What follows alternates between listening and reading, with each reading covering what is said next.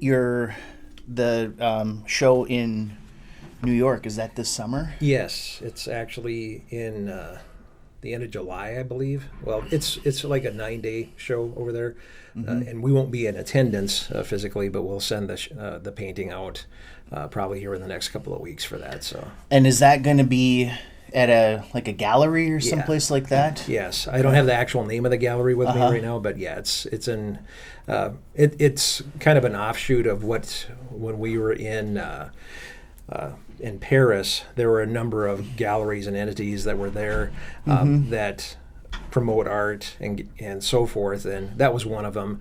It's through Artio Gallery in Toronto.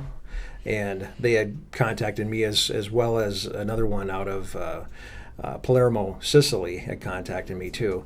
And so I was able to do an awards show with them in Florence back last, I think it was January, December, something like that.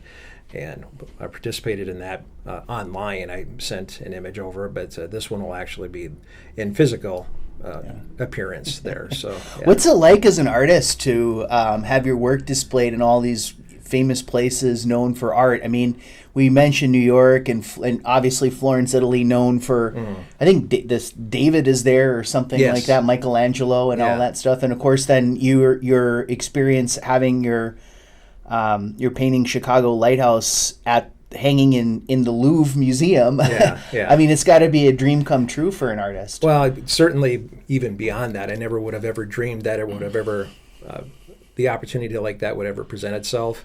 I mean, it's there are obviously thousands of artists all over the world that get an opportunity to do this every year, but it's not something that people apply for. The gallery or the art representative will generally contact you if that's something that they would like to have you entertain, and then you have to kind of come up with it for your own benefit and so forth. But it kind of came at a point in our lives for my wife and I where we had the financial wherewithal and the ability to do it. So it was kind of a God thing there. So So it was an application process through, was it Fine Art America? Is that the organization? Yes, Fine Art America I had my work on there for several years, and they had seen the work on Fine Art America, and I guess were interested in what they saw, and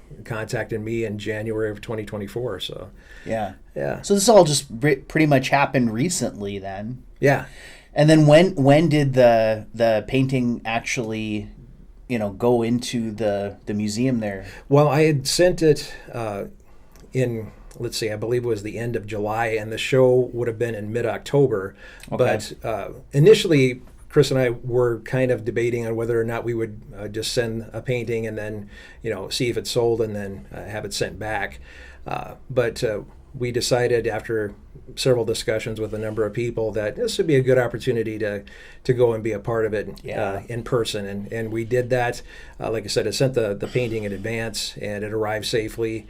And so, yeah. And as far as the Louvre complex, I mean, I'm certainly not an expert on how huge it is, just to say that it's huge. Like, for example, the show that we were in was in the underground facility at the Carousel, which is kind of underneath the big pyramid that you see. Yep. I've been down there before. So that's where it was, and they estimated about over 10,000 people for the 3 days that it was open. So it was a huge turnout, very chaotic to begin with and everything, and it was like this is a lot to process, but it was fun. And the image that you displayed there was Chicago Lighthouse. Yes. Right? Which I mean, having looked at a few of your paintings and things, it seemed like it was a pretty representative of the kind of stuff that you like to do. So number one, you're working in watercolor. I don't want to mispronounce this. Is it gouache? Gouache, yep. Gouache? That's correct, and which is an opaque form of watercolor. So I'll kind of go full spectrum on the range of what watercolor can do.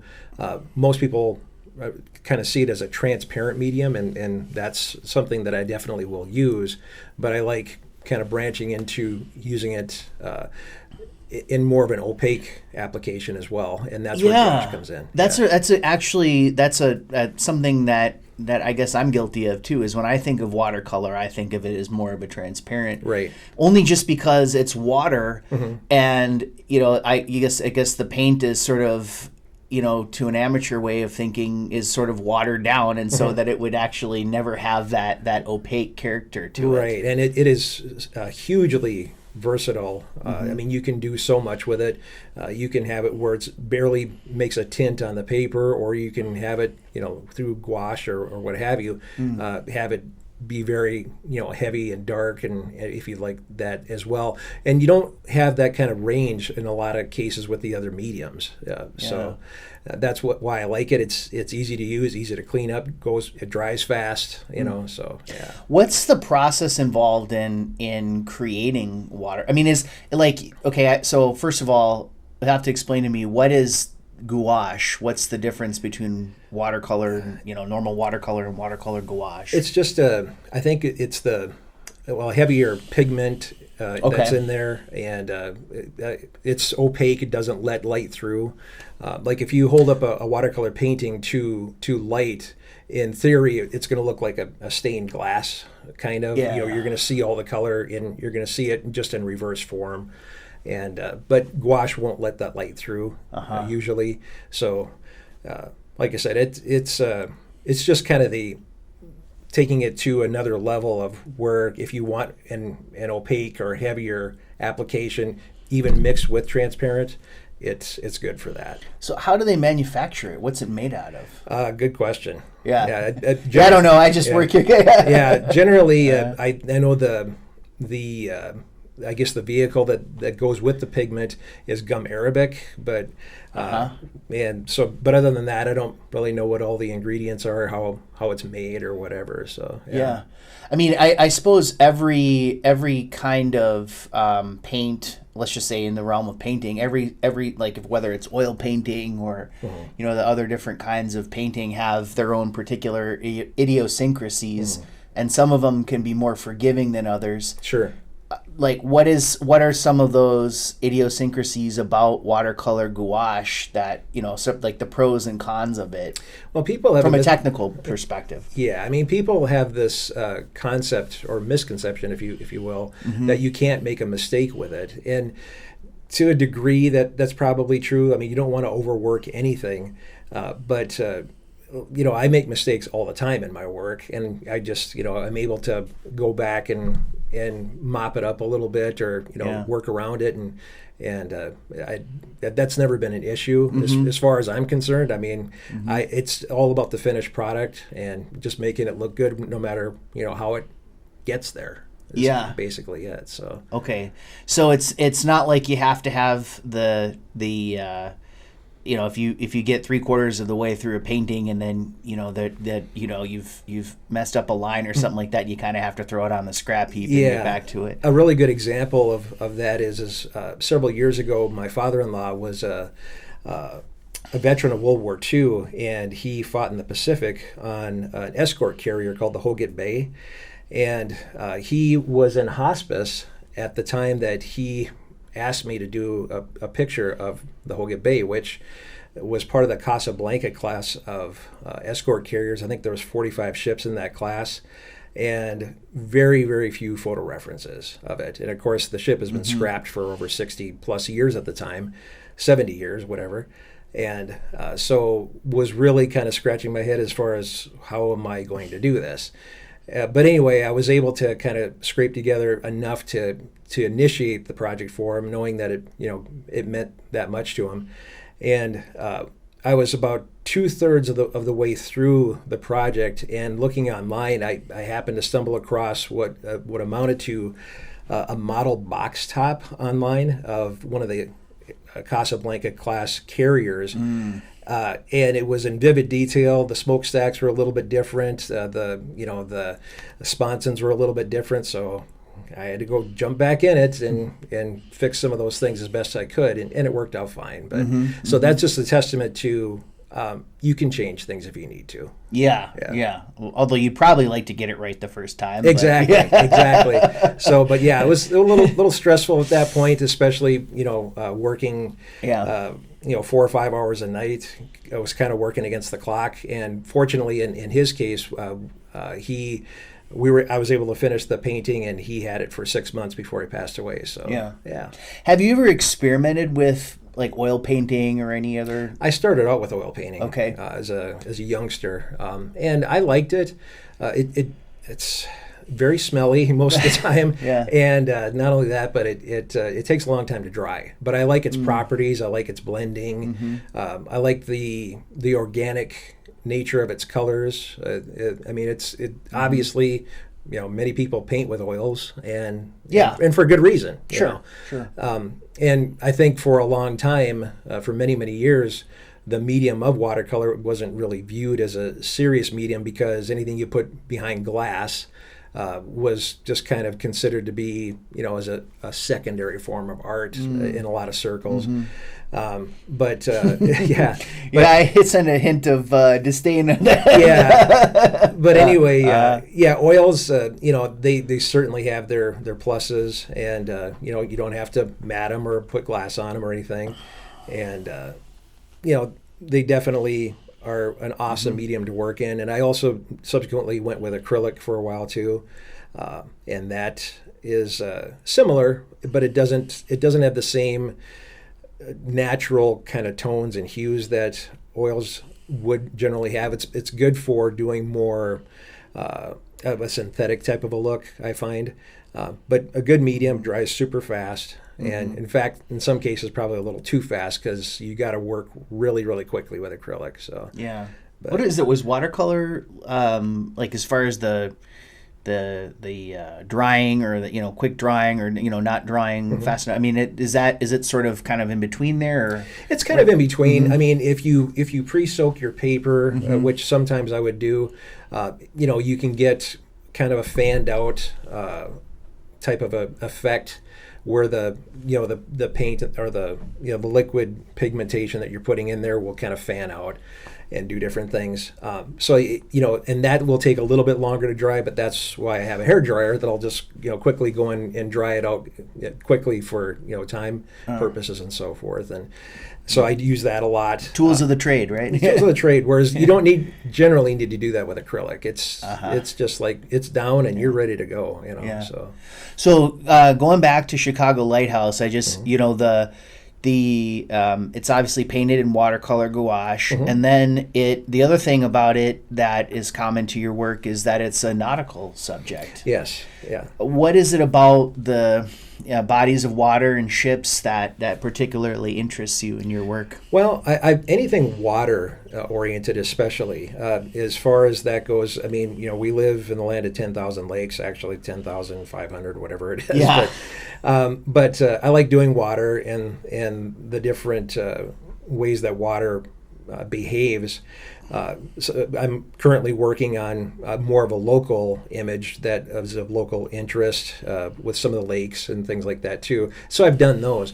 But as far as the nautical aspect of it, my dad grew up around Lake Superior, and we spent a lot of time around the Duluth area, North Shore. My grandpa was a pastor up in the North Shore. Oh, which church was he at? Palisade Baptist in Silver Bay. Yeah. Okay. I guess that's still operating. It is. Yeah. It is. Yeah. So he was up there for a number of years. In fact, he passed away there in the parking lot. But oh no. Okay. Yeah, it was a number of years ago. But anyway, he loved it up there, and Dad loved Lake Superior. He grew up in Ontonagon, Duluth, and Silver Bay.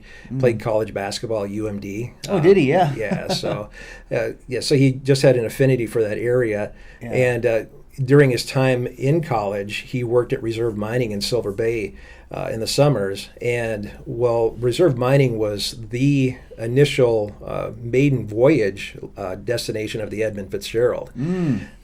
And when he was there, he caught lines for it on several occasions when it would come to dock. And he knew two of the crewmen that were lost on it. Oh, really? When it sank, yeah. So I mean, he just kind of instilled that kind of interest, whether through, just generational osmosis or, just kind of being there all the time. Well, I mean, the area just captivates everybody that goes does. there. I mean, I know that we love going there. And actually, I went to elementary school in Duluth for a few years. Okay. And so I kind of had that tied in with,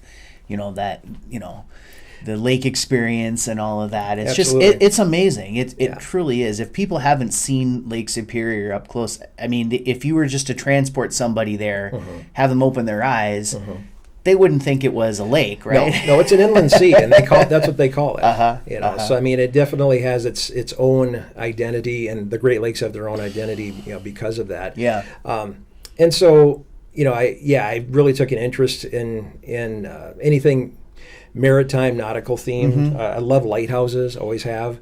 And so I've done several lighthouses, and of course, Chicago Lighthouse was the featured painting at the Louvre show, and so I just did you ever to do that. serve any time on a ship or work on a ship or anything like Never that? did. Yeah, no. It's just the image of it that's appealing to you. Yeah, it's just something that's captivating, and of course, in the lakes around here that we have, you don't generally get 30 to 40 foot swells. No. So I mean, it's a little bit different, but I like doing the calm, serene, reflective scenes as well. Yeah. I haven't obviously, I've seen maybe 1% of your work, but it seems like a lot of it, what you're doing is more, I guess, 20th century type images or 21st century type images. I mean, do you go back and paint like from the Age of Sail or anything like that? Or? The painting that was featured online at the Florence show was actually of I'm probably going to totally slaughter the pronunciation of it, but it's the Gothenburg, which is a Swedish ship that's a reproduction, a replica, I think basically an exact replica of a ship that sank in 1745, I believe, off of Gothenburg. So interesting. It's a 3-masted ship, and to my understanding, it's the largest, if not one of the largest sailing vessels in the world right now. So they built it. It's a replica, but it's got all modern navigational equipment and everything on it. Okay. And it's a beautiful ship. I'm not sure if my rendering indicates that, but it's just hard to describe. It's got beautiful scroll work on it. It's blue and gold on the trim, and for Sweden, right? Yeah. So I know you're proud of your Swedish heritage, also, right? Absolutely. I heard that you've got a Swedish flag flying outside your house. And absolutely. Everything, yeah. You got to keep the tradition going. So, yeah. So, have you ever read any of those books, Master and Commander, the Patrick O'Brien books about the Captain Jack Aubrey and the Age of Sail and all that stuff? I have not done that, but I love the theme, and so. There's like 20 of them. Yeah, and they're really good. I'm sure. I'm sure. What most of my spare time is spent behind the easel, but okay. So, But most definitely, and the theme of it is awesome. I remember on one of our family trips, we went to, I think it was in Wisconsin, a town, I think Manistee or Manistique, one of the two. But years ago, they used to have a schooner that had been sunk in Lake Michigan, I believe, and it was a museum that you could actually go on. That was this ship that had been raised, and through dry rot, eventually it's no longer there. But I remember going on that as a kid, and that was kind of very memorable and captivating as well. So and life on a ship would have been pretty difficult, probably. I mean, it still is these days, but just the close quarters of it all, and the rocking and sort of the danger inherent in it. And a couple of years ago, my wife Chris and I went on a trip to Boston, and we went to Old Ironsides, the Constitution. That was really interesting, and that had just been freshly at that point refurbished. So it was, it's amazing. You get to go on it for that? Yeah, we did. Yeah. No, we didn't.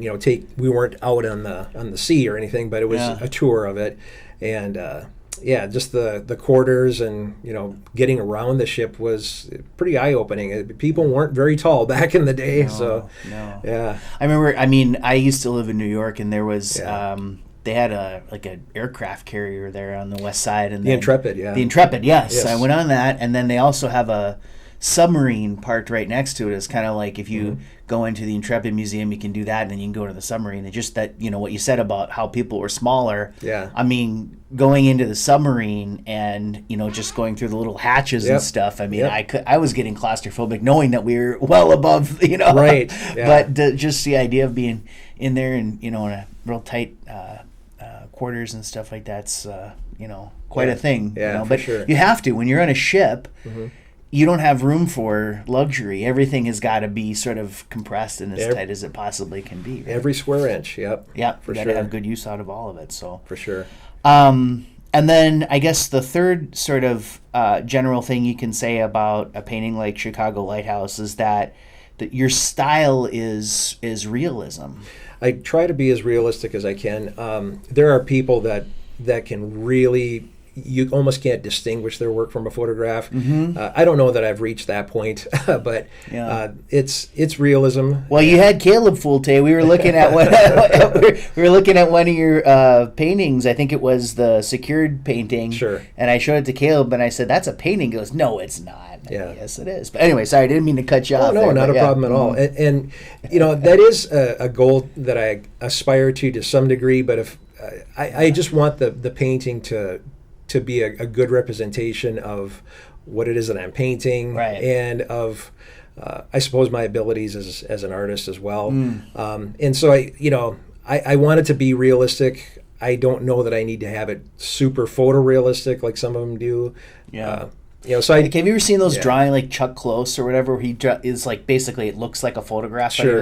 But I mean that's not what exactly what you're looking for. There. Yeah, and well, I mean it would be nice, but again, I'm not like overly concerned about it. I just want the finished product to be a good presentation. Right. So I mean it's a testament to your abilities, as you said. Execution, quality, right. Like that stuff. When somebody looks at that, they say. The person who did that had a lot of talent and skill, obviously. Well, that's my hopeful objective is to have people appreciate what I've put the effort into it. So yeah, I mean, and it kind of raises a more of a philosophical issue about art and stuff like that in general too, because so you contrast the style of realism or even hyperrealism with like say something like impressionism or something like that, where I guess the thought is more to convey an emotion or experience or an idea through the painting, but it's not actually going to represent what it looks like. Right. It's like a first glance, with just a glancing look at something. Oh, that's kind of what I remember it to look like when I just glanced. Yeah. And that's what I guess the main idea behind that is. And I think that's fine. There are people that really do a good job with that. I do think that with the movement of with the advent of photography that happened in the 1800s, obviously the realism kind of became secondary at that point, and that's where you saw some of the impressionism coming up down the line and moving on to all the abstractism and so forth. Right. And it all has its place and everything, and I'm not here to compare or belittle or anything. Oh no, I'm not that. I mean, it all to me it all has value. I mean, it's all art. Yeah. And but it's just interesting that the approach that different artists have towards what the product is going to be. When I first started painting, it was more about, I guess, manipulating the paint to get it to what I wanted it to look like, and that would be a little bit more the brush strokes, and you see that with the impressionism and different movements like that, and that's what a lot of people are looking for. But as I've matured and grown and everything, it's less about that and just about the finished product as far as I'm concerned. Sure. But there again, not being overly concerned with just making it look like a snapshot. It's just kind of finding a happy medium in there somewhere. Yeah. So. Well, I mean, there's always kind of been this tension between making it look photorealistic versus like something else, whatever that is. Because I'm thinking of like Vermeer or Rembrandt or those old, I guess, the Dutch masters who really were concerned more with presenting something in a way that was photorealistic even to that time. Sure. Like just thinking of like, there's that, can't remember I don't remember, is it the girl with the pearl earring, wherever there's a mirror and then you can see the reflection. That's Van Eyck, I think. That's Van Eyck, yeah. And I'm a big fan of all that. When we went to Paris, we were asked, well, do you want to spend because you only have so much time that you can go on these tours and so forth. And we were asked, well, what's your interest in art at the Louvre and at the British Museum and so forth? Yeah. And I just said realism. And I mean, I just scratched the surface of that with some of the art that was there. And it was just so overwhelming to see it in person and to see the techniques that they had and the results that they were able to come up with making their own paints and making their own brushes. And they still were able to do what they did, with the grids and things. It's just like, wow. Yeah, just kind of making do with what they had. Absolutely. And then I think that's a lot of why a lot of those artists are considered to be such masters, is because they were able to you could see the skill. I mean, Absolutely. it was readily apparent. Or even like with Rembrandt or somebody like that, just the even though it wasn't photorealistic per se, but it captured the expression on the faces. And I always thought one of the most difficult things about being a painter would be the mastery of the depiction of light. Yes. And how light affects the painting, because obviously every amateur photographer knows that you want to take a photograph, you want to make sure that the light is that the sun's up there, so you want to be here, and then you stand kind of facing it so the light hits it well. Right. But when you're painting, you actually have to think about where that light might be. Exactly. And then depict it in a way that makes it seem natural to the eye, and so it's people aren't looking at that and say, that doesn't look right. Right. And there again, the painting a new horizon of the Swedish ship that I was talking about earlier, I had to do that because any of the references that I had seen online the sales were down. So I mean, I basically just used what I saw of the hull and the rigging and the masts and so forth, and kind of built it from there. Yeah. And put the sails up, and I backlit it. So it was all just kind of figuring it out as you went from that point. So I was going to say, is that something that you think about, like, well, the canvas is still blank, or is it more that you kind of put in a sort of the bones of the structure, and then as you're doing that, you kind of think about, okay, well, this is where the sun's coming, or this is how, like... Yeah, as far as like the light sources, that's one of the first things I try to establish. And if there are times when, like on the painting I did called Harbor Quartet, the lighting, when I took the snapshot of that, and this has been quite a long time ago, but the lighting just happened to be just perfect at that time, where it was just so contrasty, and it was kind of an early morning shot, and it's just like I didn't have to manipulate anything as far as light source or how it would look. It was just right there, you know. So I just painted what I saw. But with A New Horizon and some of the other ones, especially if you're looking at some of the stormy ones that I've done, with the heavy seas and things like that. What's an example of one of those? Well, the most recent one I did was of the Meteor ship, which was the last of the whaleback ships. It's a museum now in Superior, Wisconsin. I did that most recently, and depicting it going across the Lake Superior in the morning, and I just kind of got carried away with the concept of putting a meteor overhead as it was doing that. But it's through rough seas, and those are just kind of things that your imagination has to kind of be a big part of what's going on. You look at other photos or paintings of how artists or photographers have approached a sunset or a sunrise scene, dusk, dawn, and then what the rough water looks like and how it responds to the light and so forth. And you just kind of throw that all in there. So I long story short, or short story long, I'm not an on-location painter. You don't do the plein air? No. Number one, it's way too time consuming. I put a ton of time in my work. And then secondly, there's just no way, like for that painting, or I did one of the Edmund Fitzgerald years ago. There's just no way to do that on location. I mean, you have to just kind of make it up, as you go, and that's where I guess the artistic side comes in, the creative side. So, And where do you do most of your painting? In my studio. Yep. You got a studio right here in the Park Rapids area then? Yeah, in my basement, in fact. Yeah. So, yeah. Okay. And people say, well, how do you have good lighting in your basement? I have both fluorescent and incandescent lighting, which they say is the closest thing to natural sunlight, but is synthetic. So, I have ample lighting where I work. So. Okay. So, and you grew up in the area, Nevis High School graduate. Yes. And Gary Wolf was your teacher. He was. Yeah, and I guess he was pretty influential in your decision to become an artist. Yeah, he was influential not only in my life, but in, I think, countless of lives. He was just an awesome teacher, mentor, friend.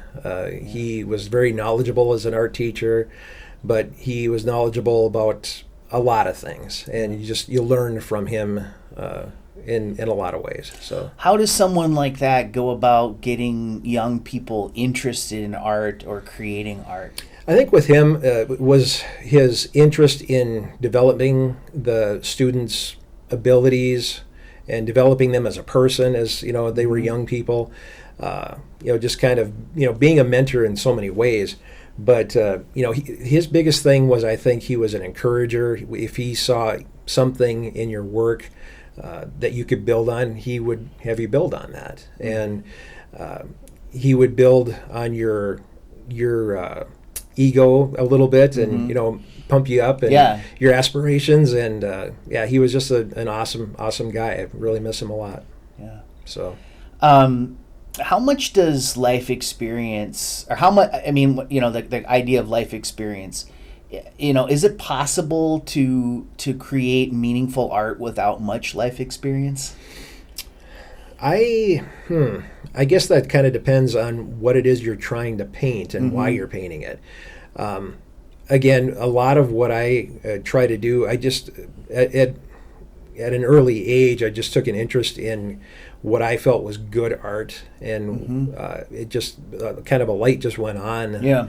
And so, what was that? What was good art to you at that time? Realism. Yeah, anything that was realism. I whether it was a still life or, of course, let's face it, a lot of wildlife art is extremely well executed and realistic. I don't paint any wildlife, but that doesn't mean I don't admire it. It's incredible. So many of the artists out there, what they've been able to do. And then, again, I've always had an affinity for all things nautical and, water.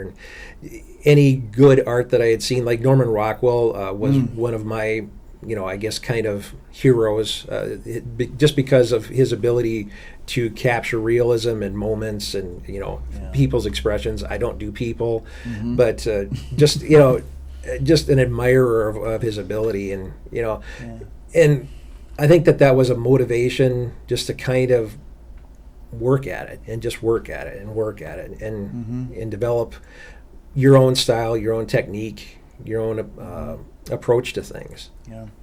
Well, aside from Gary Wolf and Rockwell, do you have any other sort of bedrock influences that you could mention? It's kind of like music, and I relate art to music in a lot of ways. They're kind of parallel. Well, music is a form of art. Right? Exactly. It's not so much I'm not a fan necessarily of a particular artist or group as much as I am of style and of performance and of execution of a piece. To me, that's more what I look for.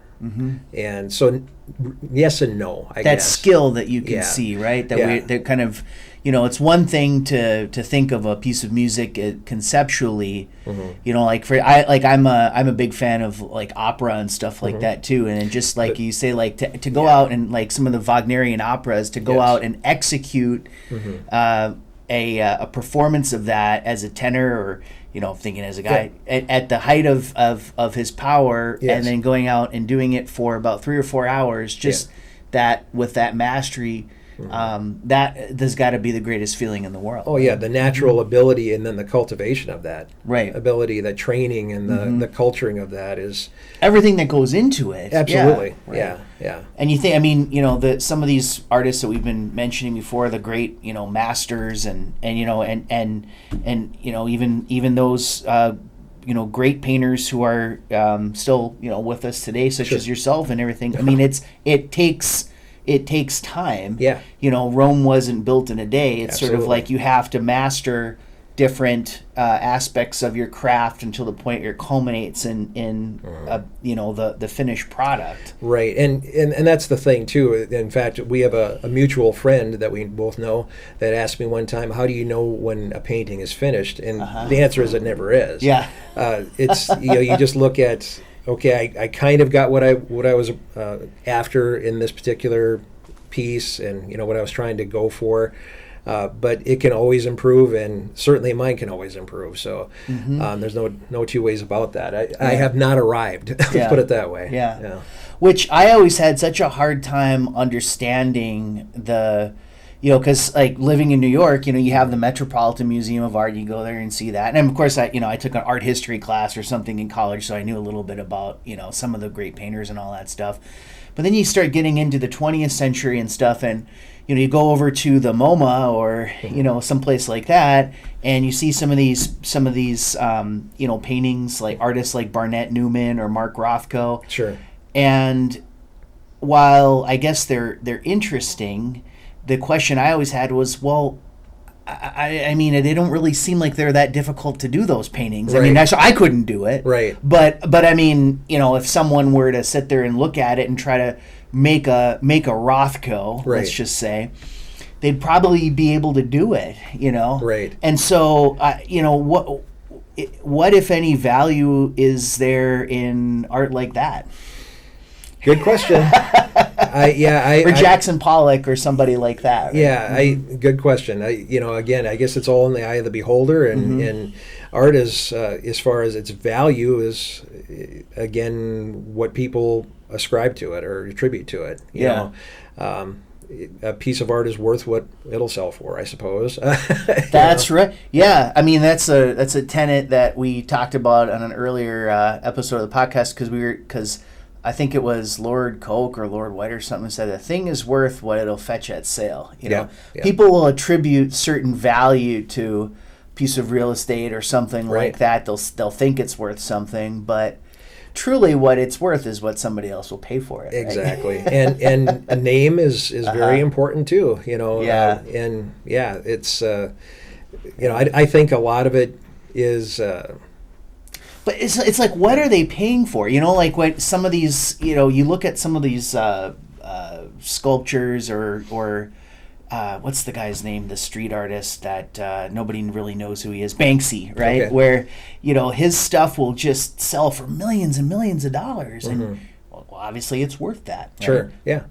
But why? I mean, I guess that's the question that I'm always trying to understand, is that what are they really buying for that? Yeah, and again, I think, name recognition is a huge part of it. And, it's like baseball cards, obviously that's based on the individual's performance and career. Yeah, we all know baseball cards have a lot of value. Yes, but still it's that name, it's, and especially if it has their signature on it. So, but yeah. Yeah. So, and also probably the rarity also of it is that there's only one of this, and it's a one of one, and that kind of thing. Right. And that's obviously if it's a painting or something like that. Exactly. We live in a world now that is so inundated with images and videos and AI art, right? You can go on a prompt and say, give me an image of, a boat sailing in the sea or something like that. And it can do it pretty well. 10 seconds later, you'll have something. So what's the role of genuine visual art, or I should say genuine realistic visual art in today's world? Boy, that's probably a lifelong question at this point. But I think that personally, I think that art as we know it, has been very diluted and cheapened in a lot of ways, especially in our culture. I think that, and probably some of it deservedly so too. I mean, you go back to some of the different movements towards Impressionism and Abstractism.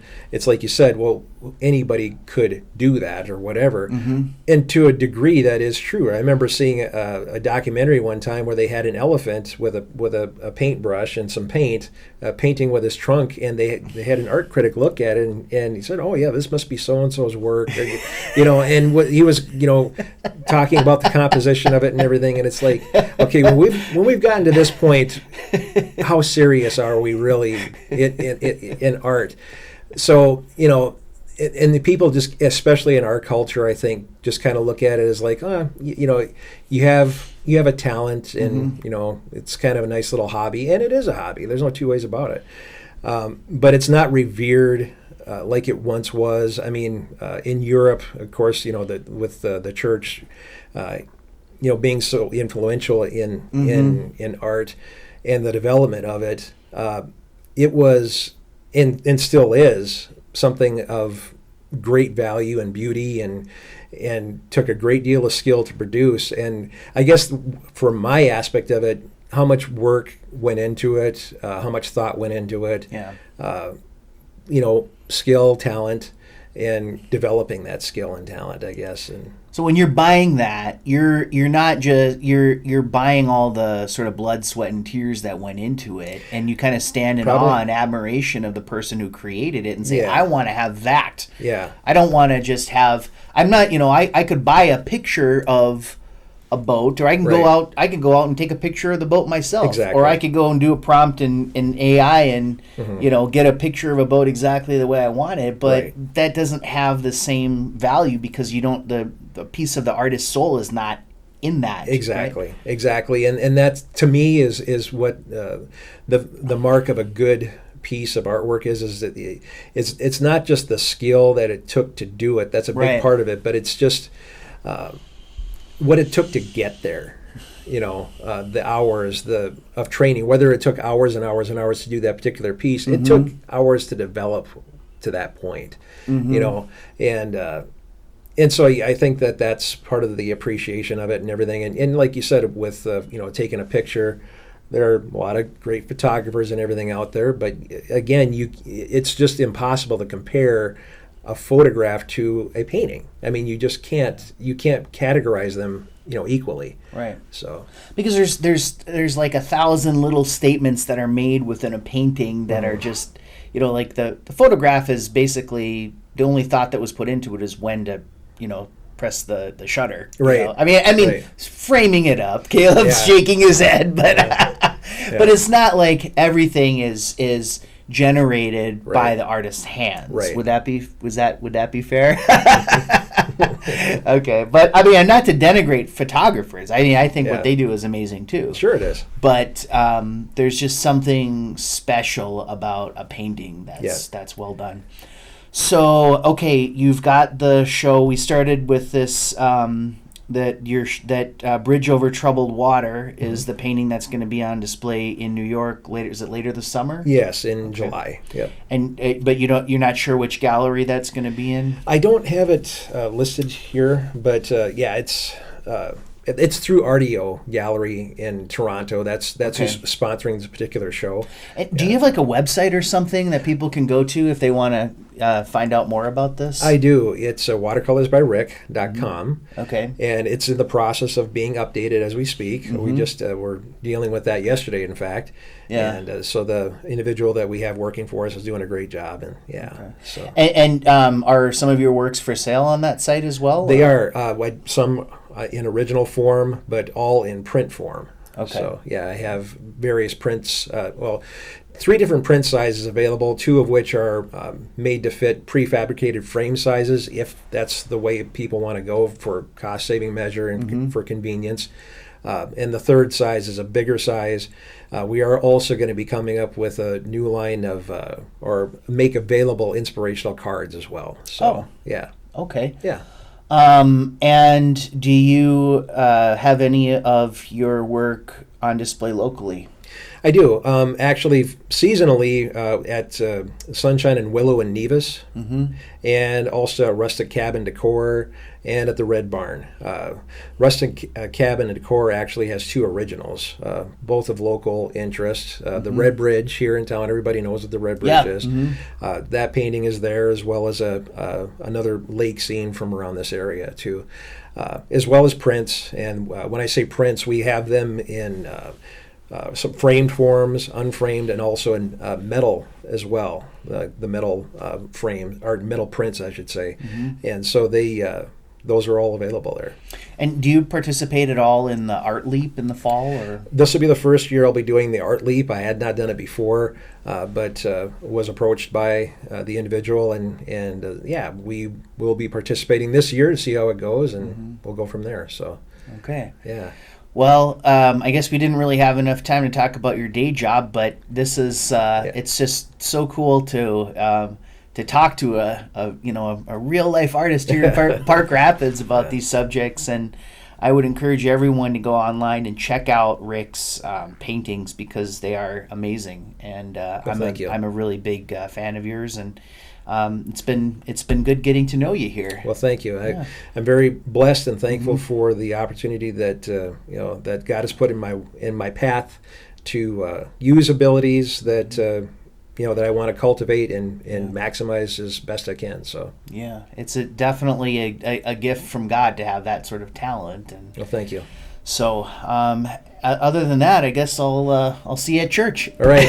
Thank you, and it's great to see you. Yeah, thanks, Rick Lundsten. Thank you, sir. All right.